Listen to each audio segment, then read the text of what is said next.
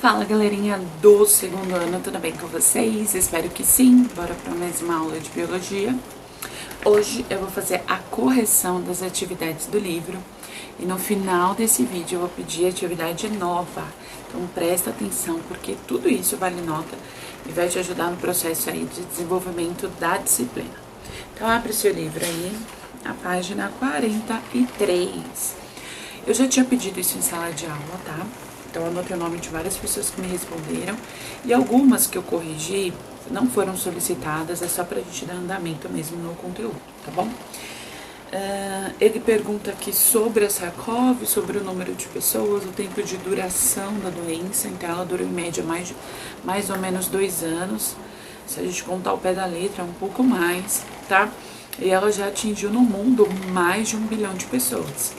Só que como a reportagem ela está desatualizada, então o número de pessoas contaminadas é um pouco menor.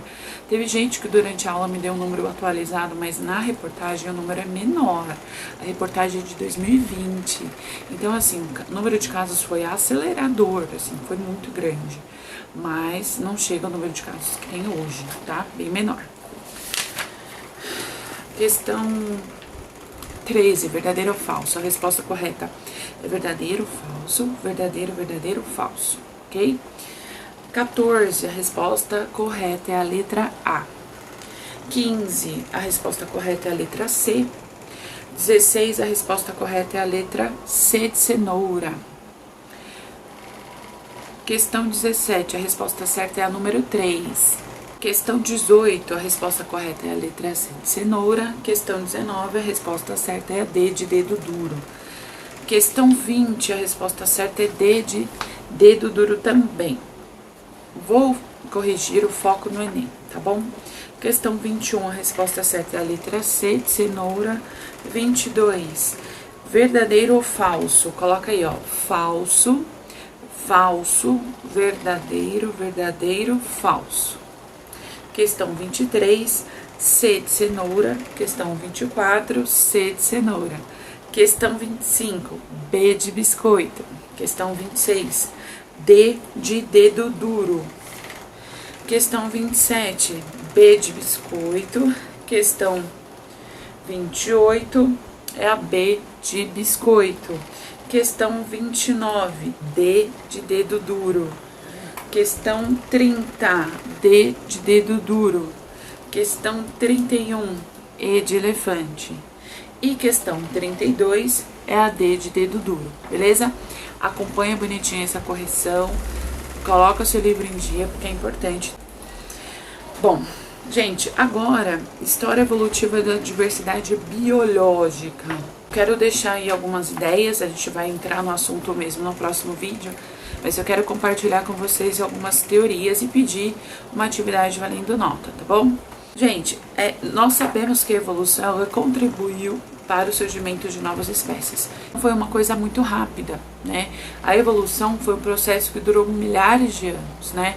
Uma espécie não mudava de uma hora para outra, levava muito tempo. E fora que o ambiente, ele trazia essa consequência para o ser vivo. Então, se ele não evoluísse, ele acabava morrendo. E muitos morreram por causa disso. Só que, além da evolução, a gente sabe que também tem o fator genético que contribui para esse processo. Tem a transmissão de características que também contribui, enfim, uma série de fatores, tá?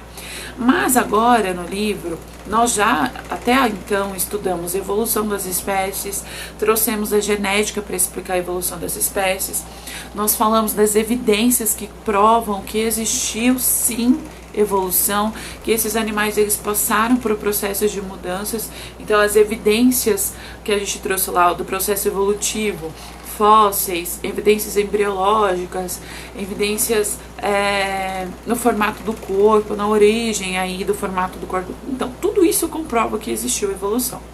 Imagina que essa é a parte mais difícil, tá? A parte mais simples é o que a gente vai ver agora, que é o surgimento de novas espécies. Então, tem uma área da biologia que é chamada de especiação, que estuda o surgimento das espécies. E tem 2 formas das espécies surgirem, tá? É a mais comum que a gente vai ver, ela é chamada de alopátrica. Além disso, ele separa esse processo de surgimento em duas etapas importantes, tá? Que é chamada aqui no livro, ó, de anagênese e cladogênese. Duas teorias muito distintas. A anagênese, ela explica, né, o surgimento de novas espécies usando aí como referência a mutação, recombinação gênica e seleção natural. Então, tudo isso que faz parte do processo evolutivo aconteceu, só que de forma muito lenta. Imagina que é muito devagar, é um processo difícil de acontecer, tem que haver uma série de mudanças e condições genéticas para isso, então demora mais para acontecer. O livro coloca até como rara essa situação. Hoje a gente sabe que não é tão raro assim, mas demora mais tempo para acontecer. O termo cladogênese já é o contrário, envolve o isolamento da espécie.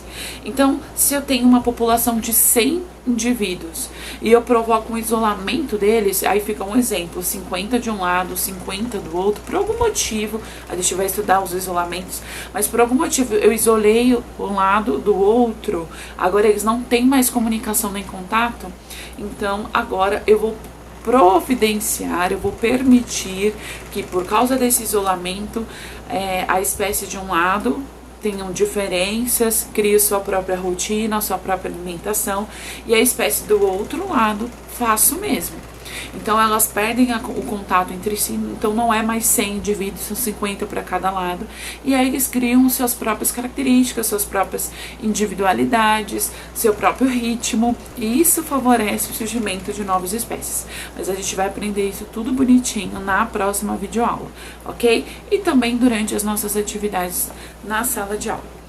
O que eu quero que vocês façam agora, gente, que é importante porque a gente está um pouquinho fora aí, é o livro de atividades, LDA. Desde a página 14 até a 19, da 14 até a 19.